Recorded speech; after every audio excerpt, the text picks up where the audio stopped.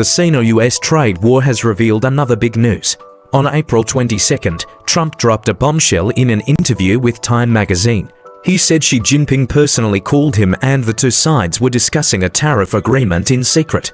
Once this news came out, the CCP's foreign propaganda was completely defeated. You know, the CCP has always been promoting that Xi Jinping would never call Trump and mocked Trump for waiting for a call. But now Trump said that it was not him who took the initiative to contact him, but Xi Jinping who called him first.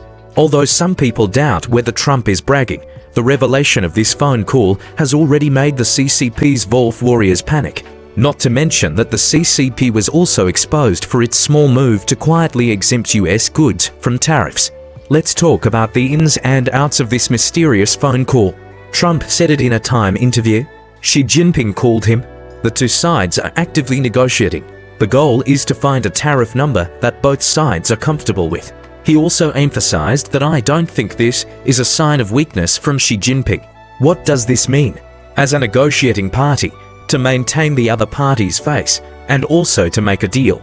What's more exciting is that US Secretary of Commerce Lutnick and another senior White House official also confirmed the existence of the negotiations. This is embarrassing for the CCP's propaganda. In the past few months, the CCP's foreign propaganda has been spreading rumors that Xi Jinping is high above and will never take the initiative to call Trump. They even mocked Trump for waiting for news every day on the phone. For example, Foreign Ministry spokesman Guo Jiakun vowed at the press conference on April 25th that there were no tariff negotiations between China and the United States. It was all fake news. Ministry of Commerce spokesman He Yedong also shouted that it was groundless and had no factual basis. But Trump did not follow the script and directly broke the news that Xi Jinping took the initiative to contact him. Of course, some people also suspected that Trump was on his own. The director acted himself. After all, he did not reveal the specific time and content of the call. His tone was a bit Versailles. But whether the call was true or false, the CCP's response has exposed its guilty conscience. The Ministry of Foreign Affairs and the Ministry of Commerce rushed to deny it. They couldn't even come up with a decent rebuttal. They could only shout fake news over and over again. Isn't this just trying to cover up the truth? What's more, there is more hardcore evidence. The CCP has quietly exempted some tariffs on American goods. This is no more telling than any phone call. Speaking of tariff exemptions, this is ironclad evidence that the CCP blinked first. According to a report on April 25th, the American Chamber of Commerce Michael Ho, president of the China branch, revealed that the Chinese Ministry of Commerce is evaluating which US imports can be exempted from 125% retaliatory tariffs, especially in the fields of healthcare, aviation industry, chemicals and semiconductors. Some products have already been quietly cleared. For example, the CEO of French aircraft engine manufacturer KEF said directly in a financial report conference call that China has exempted import tariffs on aircraft engine, landing gear and other parts. Even Boeing's competitors have benefited from this. This news is not groundless. What's even funnier is that the Chinese Communist Party shouted at the Foreign Ministry press conference that they will fight to the end. On the one hand, they are secretly giving the green light to American goods. Ministry of Commerce spokesman He Yedong was still stubborn on April 24th, saying that there were no economic and trade negotiations between China and the United States. However, the testimonies of the American Chamber of Commerce and foreign companies have laid the truth on the table. Isn't this a typical case of shouting and easing the situation? The CCP still wants to rely on big foreign propaganda such as the paper to blame the United States for Trump blinking first. Unfortunately, the international community is not stupid. Facts speak louder than propaganda. So why did the CCP secretly exempt tariffs and pretend to be tough on the surface, but give in behind the scenes? What tricks are hidden behind this? Let's take a look at them one by one. Analysis. The economic pressure is huge. The tariff war will hurt the Chinese people. First, the Chinese Communist Party's economy has reached a critical point. Xi Jinping was anxious at the Politburo meeting on April 25th and shouted that he would prepare a comprehensive emergency plan and asked the government to increase support for enterprises to stimulate consumption. He also needed to solve the long-term slump in the real estate market. What does this mean? China's economy is now facing internal and external troubles. There is a real estate bubble, local debt crisis, and sluggish consumption. Trump's 145% tariff is a blow. The Chinese Communist Party's 125% retaliatory tariff has caused American companies to complain, but China's own companies are also fast being overwhelmed. Take the aviation industry as an example. Boeing President Ortberg said in an interview with CNBC, China has returned 3 Boeing aircraft due to tariff issues. The 50 aircraft originally planned to be delivered this year have also been scrapped. On the surface, the CCP is punishing the United States. But in fact, China's own airlines are also in trouble. Boeing's competitor Airbus has orders scheduled until 2030. The domestically produced C919 cannot obtain European and American airworthiness certificates, and the engine and avionics systems still have to rely on American suppliers. If the hard fight continues, China's aviation industry may face the dilemma of having no chicken to fly. The same is true for industries such as semiconductors and medical equipment. High tariffs push up costs. In the end, Chinese companies and consumers will pay the bill. Therefore, the primary reason for the CCP to exempt tariffs is that the economy can no longer sustain it. The game of hurting the enemy by 800 and hurting oneself by 1000 can no longer be played. Exempting tariffs on key industries can not only alleviate the survival pressure of domestic companies, but also avoid the risk of industrial chain rupture. Second, stabilize foreign investment and prevent companies from accelerating their exodus. Secondly, the CCP has to face the pressure of the exodus of foreign-funded enterprises. The American Chamber of Commerce has held several rounds of meetings with the Chinese Ministry of Commerce to discuss the impact of tariffs on companies. Even the French company Siphon has received tariff exemptions.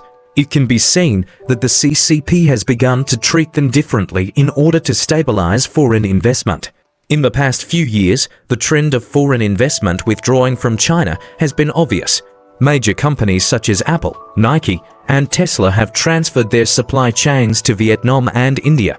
If they are not given some sweet treats, foreign-funded companies may accelerate their escape. The CCP's dream of saving the country with foreign investment will be completely cold. More importantly, the CCP must also take into account the stability of the global supply chain. Aviation, semiconductors, and medical industries are highly globalized. Any break in any link may trigger a chain reaction. For example, although the C919 produced by Comac is claimed to be domestically produced, its core components still rely on American and European suppliers. If the United States really prohibits the export of components needed for C919 to China, then the CCP's aviation dream will have to be rebuilt. The tariff exemption is the CCP's delaying tactic, which can not only stabilize the supply chain, but also leave some bargaining chips for itself. The third political consideration is that it does not want to completely tear its face apart. Finally, the CCP's exemption action also has political considerations. Trump mentioned in an interview that his call with Xi Jinping showed that both sides are seeking a comfortable number. That is, the tariff level cannot make China earn a lot of money, but it cannot completely force China into a corner. Although this statement has a bit of the flavor of a domineering president, it also reveals a signal. Neither China or the United States wants to completely tear each other apart. Although the CCP says it will fight to the end, but it knows in its heart if it really wants to fight the United States to the death. Its economic foundation is not as strong as that of the United States. What's more, the CCP has to consider the pressure of domestic public opinion. If it publicly admits that it has made concessions on the tariff issue, those domestic wolf warriors who have been brainwashed by the big foreign propaganda, I guess they will explode, for to avoid being accused of selling out the country, the CCP can only keep a low profile by exempting tariffs. On the surface, it continues to act tough, but secretly lets the US off the hook. This double-dealing operation can both ease economic pressure and save face. It can be called a political trick of the CCP. Now let's look at the CCP's foreign propaganda of Trump blinking first. It is full of loopholes. Trump clearly stated in an interview that he believes tariffs are absolutely necessary. He even said that if the United States can still maintain a 50% tariff in a year, it will be a complete victory. More importantly, US Treasury Secretary Benson's speech on April 24th had also emphasized that the Trump administration would not unilaterally reduce tariffs unless China also made equal concessions. What does this mean? It means that the United States has no intention of giving in. Instead, it is using high tariffs to force the CCP to sit down at the negotiation table. In the final analysis, the CCP's foreign propaganda of Trump blinking first is just an old-fashioned propaganda trick. In the past few decades, the CCP has relied on this method of spiritual victory to fool the domestic people. From the Korean War to ZTE and Huawei, each time it demonizes the opponent first and then gives itself the halo of the winner. This time is no exception. Through the CCP's official media, the Ministry of Foreign Affairs, the CCP is trying to portray Trump as someone who has been defeated, and at the same time divert the domestic public's dissatisfaction with the economic difficulties. Looking to the future, how will the Sino-US trade war go? At present, both sides are testing each other's bottom line. Trump's high tariffs strategy has put pressure on the Chinese economy, but it has also caused losses to American companies. For example, the cancellation of Boeing's order is an example. Although the CCP's tariff exemption can temporarily relieve the pressure, if it cannot gain more initiative in the negotiations, it may have to continue to make concessions in the future. Friends, the Sino-US trade war is far from over. When the curtain falls, Xi Jinping took the initiative to call and tariffs were quietly exempted. No matter how much the CCP's foreign propaganda blows, it cannot cover up the fact that it blinked first. From economic difficulties to propaganda failures, every step of the CCP is exposing its weakness. Trump may not be a perfect hero, but he used a 145% tariff and a mysterious phone call to teach the CCP's Wolf warriors a lesson.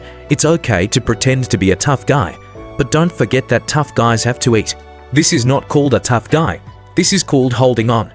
Let's wait and see who will have the last laugh in this tariff war.